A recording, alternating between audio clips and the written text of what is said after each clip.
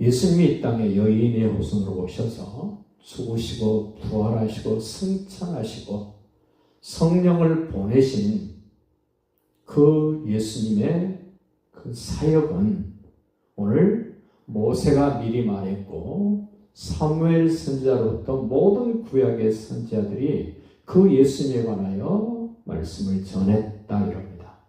그렇다면 예수님도 틀림없이 선지자 계열의 참 선지자이십니다. 그 예수님을 오늘 모세가 소개를 하는데 뭐라고 소개하냐면은 신명기 18장 그 15절에서 너희 형제 중에 나와 같은 선지자 하나를 일으키실 것이다. 모세가 했던 선지자로서의 사명, 이집트에서 종살이하던 아브라함의 후손들 바로에게서 이끌어내는 겁니다. 이집트에서 이끌어내는 사명이 모세가 선지자로서의 사명이었습니다. 430년 동안 종살이하던 그 이집트에서 이끌어낸 선지자 모세, 바로의 악정 속에 있던 아브라함의 후손들을 해방시켰던 모세의 선지자 사역이었습니다. 그렇다면 모세가 말한 것처럼 너희 형제 가운데 나와 같은 선지자 하나를 일으키실 것이라고 말씀하신 그 말씀의 의미는 사단 마귀에게 붙잡혀 있는 사람들, 마치 바로에게 붙잡혀 있던 아브라함의 후손들을 이끌어낸 것처럼 사단 마귀에게 속고 있고 미래가 없고 억압받고 있는 그 아브라함의 후손들, 하나님의 언약 백성들을 이끌어낼 선지자로 예수를 세우셨다는 겁니다. 모세가 바로에게 붙잡히고 이집트의 그 어려운 환경 속에 있었던 아브라함의 후손들을 이끌어낸 것처럼 사단 마귀에게 평생 붙잡혀 사망에 매여 쩔쩔쩔 내는 하나님의 백성들을 해방시킬 수 있는 선지자 중에 참 선지자이신 예수님을 모세가 말한 것처럼 너희 형제 가운데서 나와 같은 선지자를 일으키실 것이다. 바로를 멸망시켰습니다. 그리고 이집트에서 이끌어내고 바로의 손에서 해방시켰던 이 모세는 그 해방되고 이끌림을 받았던 그 사람들을 새로운 삶으로 이끌었던 선지자입니다. 홍해를 건너게 했고 시내산에서 언약을 맺게 했고 광야길을 걷게 하면서 하나님이 먹이시고 마시고 입히면서 함께 하셨던 하나님을 경험하게 하신 것처럼 모세보다 더 크신 참 선지자이신 예수님은 모세가 이집트의 생활과는 전혀 다른 광야길로 인도하셨지만 예수님은 광야가 아닌 천국의 삶으로 우리를 이끌어 가실 것이고 이 땅에서도 천국을 누리게 하시는 예수님의 사역, 선지자로서의 사역을 하시는 것입니다. 모세는 시내산에 와서 돌비에 새겨진 그 언약을 체결했습니다. 옛 언약입니다. 깨질 수 있는 언약이었습니다. 그런데 예수님은 오셔서 돌비에 새겨진 언약이 아니라 피로 맺은 생명을 희생하면서까지 우리에게 새 언약을 맺어주셨던 예수님. 그 피로 맺은 새 언약의 주인공은 예수님이십니다. 그 새 언약의 주체는 예수님이십니다. 그래서 모세가 힘써서 오늘 말합니다. 그 21절 보십시오. 22절 모세가 말하되 주 하나님이 너희를 위하여 너희 형제 가운데서 나 같은 선지자 하나를 세울 것이니 너희가 무엇이든지 그의 모든 말을 들을 것이라. 그렇다면 구약의 하나님은 선지자를 왜 세우실까? 모세도 선지자였습니다. 모든 구약에 등장했던 하나님이 보낸 선지자들 하나님이 왜 세우셨을까? 선지자들의 사명이라고 그럴까요? 선지자들이 맡아서 해야 될 역할은 도대체 무엇일까? 첫 번째, 모든 선지자들은 하나님의 뜻을 전달하는 사람들이었습니다. 하나님의 뜻을 모르고 있는 일반 백성들에게 하나님의 뜻이 이런 것입니다라고 분명하게 전달해 주러 온 사람이 선지자입니다. 그래서 구약에는 하나님이 선지자들을 많이 보내셨습니다. 보내실 때마다 하나님이 뜻하신 바가 이것입니다라고 분명하게 외쳤던 사람들이 하나님이 보내신 선지자였습니다. 그 선지자를 보내는 사람이 이렇게 말씀합니다. 내가 보낸 선지자가 한 말은 효염이 있단다, 증거가 있단다. 만약 어떤 선지자가 말을 했는데 효염도 없고 증거도 없다면 그 선지자 하나님이 보낸 선지자 아니다. 이렇게 말씀하십니다. 좀 더 생각해 봅시다. 선지자를 보낸 두 번째 뜻은 그 선지자를 보낼 수밖에 없는 지경이 됐습니다. 하나님이 보실 때 매우 안 좋은 상황입니다. 그래서 하나님은 선지자를 보내십니다.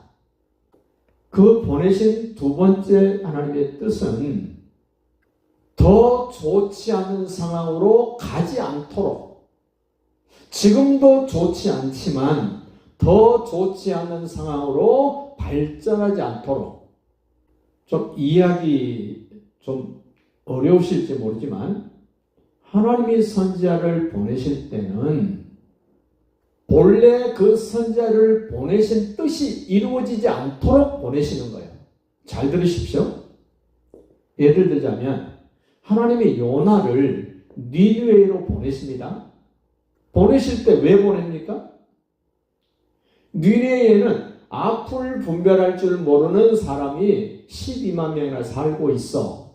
그런데 요나야, 네가 가기 싫은 니느웨를 좀 가줘야 되겠어. 왜? 그들을 계속 그렇게 놔두면 내가 그들을 다 멸절시킬 것 같으니까 네가 가서 회개하라고 좀 외쳐야 돼. 그럼 하나님의 뜻은 요나를 보낼 때는 하나님이 그들을 멸망시키려고 하셨던 그 뜻이 이루어지지 않도록 요나를 선지자로 보내서 그들이 회개하고 돌이키기를 원하신 것처럼 하나님은 선지자들을 보내실 때, 목사를 보낼 때는 하나님이 최종적으로 계획하셨던 그 일이 이루어지지 않도록 하기 위하여 선지자들을 보냈다는 사실을 이해하셔야 돼요. 예수님을 왜 보내셨습니까? 죄를 가지고 있으면 심판받고 저주받아서 영원한 지옥 형벌을 가야 되기 때문에 그 최악의 상황이 되지 않도록 예수님을 보내신 것도 똑같은 맥락을 하고 보시면 돼요. 에레미야를 보내실 때도 마찬가지입니다. 계속 우상 숭배하고 하나님을 반역하고 거역할 때 하나님이 에레미야를 통해서 말씀합니다. 너희들 그렇게 있으면 너희들은 망할 수밖에 없어. 그러니 바벨론으로 끌려가서 거기서 신앙을 회복해서 다시 돌아오도록 하나님은 그들의 신앙이 다시 회복되도록, 그대로 놔두면 망하니까 회복되도록 하나님은 에레미야를 통하여 말씀하신 겁니다. 그럼에도 불구하고 그 선지자가 외쳤던 말씀대로 따르지 않으면 그들에게는 영원한 형벌, 심판이 진행된다는 사실을 반드시 기억하셔야 됩니다. 그렇다면 오늘 성령이 충만한 베드로가 지금 계속해서 이야기를 합니다. 자, 21절 보십시오. 하나님이 영원전부터 거룩한 선지자들의 입을 통하여 말씀하신 바 만물을 회복하실 때까지는 하늘이 마땅히 그를 받아들이라. 그가 누굽니까? 여인의 후손으로 오시고 우리를 위하여 피 흘려 죽으시고 무덤에 장사지내마 되었다가 3일 만에 살아나시고 승천하신 그 예수님은 모든 거룩한 선지자들의 입을 통하여 말씀하신 바대로 만물을 회복하실 때까지, 재림하실 때까지 하늘이 마땅히 그를, 예수를 받아두리라. 23절로 가보세요. 누구든지 그 선지자의 말을 듣지 아니하는 자는 모세와 같은 선지자, 예수 그리스도 얘기죠. 그 예수 그리스도의 말을 듣지 아니하는 자는 백성 중에서 멸망받으리라. 모세가 예언했던 자기와 같은 선지자를 세우실 터인데 그 선지자의 말을 듣지 아니하면, 그 선지자가 와서 외쳤던 것이 뭐였습니까? 예수님이 여인의 후손으로 이 땅에 오셔서 첫 번째 외쳤던 것이 회개하라였습니다. 회개하라. 그 말 듣지 않으면 망한다는 겁니다. 회개하라는 말 받아들이지 않으면 죽는다는 겁니다. 회개하라, 천국이 가까웠다고 외쳤던 그 선지자 예수 그리스도가 하신 말씀을 받아들이지 않으면 영원한 형벌 받는다는 겁니다. 그 24절도 보십시오. 또 선지자 얘기를 합니다. 또한 사무엘 때부터, 사무엘도 선지자입니다. 사무엘 때부터 이어 말한 모든 선지자도 이때를 가리켜 말하였느니라. 누구 때? 여인의 후손으로 오신 예수 때, 다시 재림이 오실 그 예수님의 때, 죽으시고 부활하시고 승천하셔서 다시 오실 예수님에 관하여 선지자들이 계속해서 역사 속에서 말하고 또 말하고 또 말했다는 겁니다. 그런데 그 선지자들의 말도 듣지 않았던 이스라엘 사람들, 그 선지자가 마지막으로 선지자로 오실 여인의 후손인 예수님을 지명해서 말을 했음에도 불구하고 그 예수를 십자가에 못 박아 죽여버렸던 유대인들, 그 이야기를 지금 25절에서 합니다. 25절 보세요. 너희는 지금 예루살렘에 살고 있고 유대 땅에 살고 있는 아브라함 후손들입니다. 너희는 선지자들의 자손이요. 맞습니다. 모세로부터 시작되어서 많은 선지자들이 바로 히브리 사람입니다. 유대인들입니다. 그의 조상들이었습니다. 또 하나님이 너희 조상과 더불어 세우신 언약의 자손이라. 맞습니다. 시내산 언약을 맺었습니다. 아브라함과 창세기 15장에서 헷불 언약도 맺었습니다. 사무엘하 7장에서는 다윗과 맺은 언약도 있습니다. 이렇게 많은 언약을 맺었던 너희 조상 아브라함, 그러면서 말씀합니다. 그렇게 언약을 맺어서 하나님이 하신 말씀은 땅의 모든 족속이 너의 씨로 말미암아, 아브라함의 씨로 말미암아 복을 받으리라 하셨다. 아브라함을 믿음의 조상으로 세우고 그 아브라함을 통하여 태어나게 될 하나님이 정해놓으신 특별한 의미를 가진 것이 예수님 이야기입니다. 아브라함 때는 이삭이었습니다.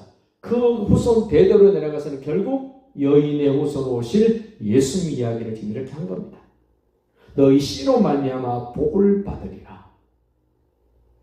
하나님이 약속하셨습니다.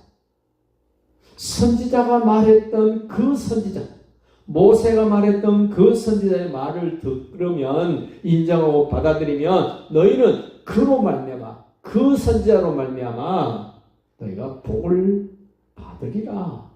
하나님 약속하셨습니다.